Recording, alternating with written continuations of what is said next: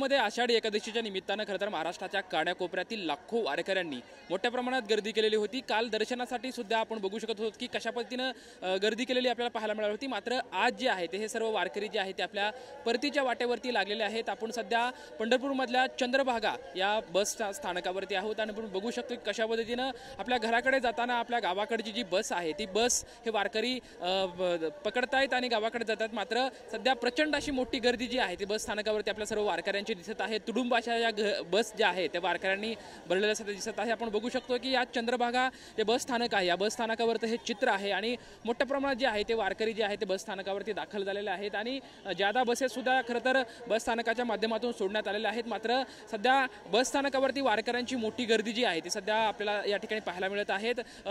विठुनामाची मात्रा घेत खरं तर वारकरी जे आहे ते पंढरपूरमध्ये दाखल झालेले होते। मनोभावे त्यांनी पंढरपूरच्या विठुरायाचं दर्शन घेतलं आणि विठुरायाचं दर्शन घेतल्याच्या नंतर आता त्यांना जी आस आहे ती घराकडची लागलेली आहे।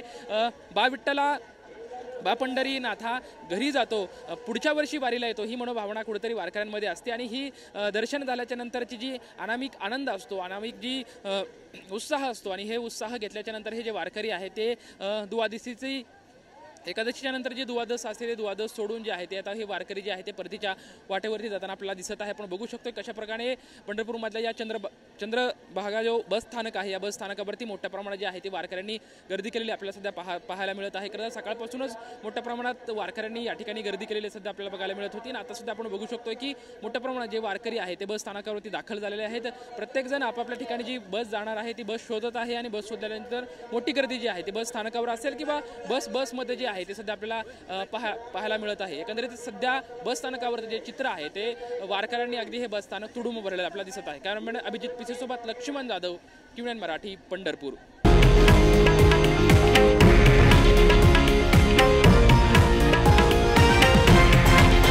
हे आहे देशातील नंबर 1 न्यूज नेटवर्क आणि आपण पाहत आहात TV9 मराठी, एकमेव।